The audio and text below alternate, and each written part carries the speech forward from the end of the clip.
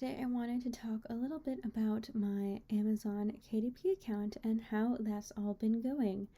As you can see, I have been having a lot better luck with Amazon these days, which is definitely appreciated since my Redbubble and TeePublic sales have pretty much dried up since the advent of AI.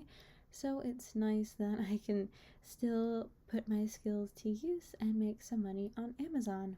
So we're a bit over halfway through the year, and as you can see, I have about 201 books in my bookshelf, and I've earned about $1,372 as of August 10th.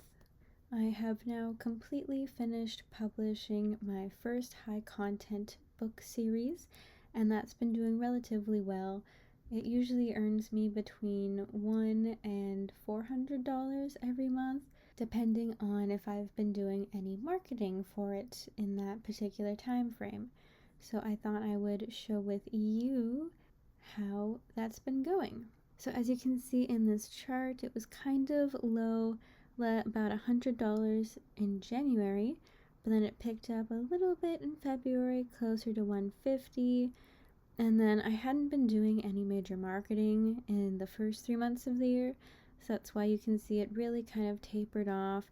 It was only around $50 or so in March. But then I released the 5th and final book in my high content fiction series in April, and I finally managed to get a BookBub featured deal. I believe I did make a video about that earlier if you wanted to check out more details about that.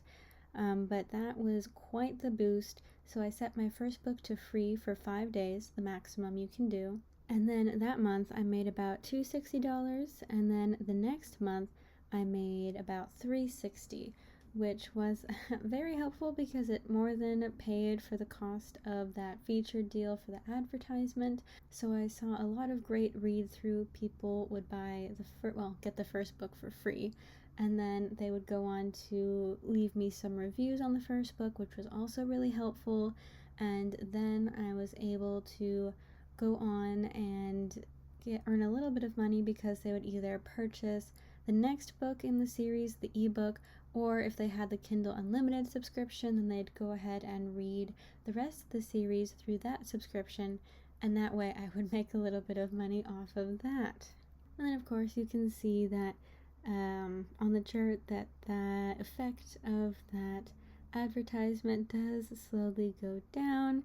So in June I had earned about $225, and then it goes down a bit more in July to $170 or so, and then I have about $60 in the bank so far in the first 10 days or so of August.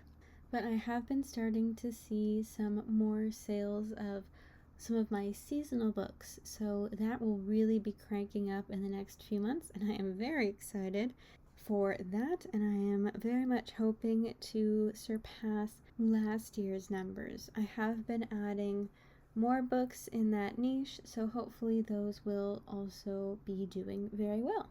And if I scroll down a bit more, then you can see at the bottom of my screen the breakdown in where that royalty income is coming from.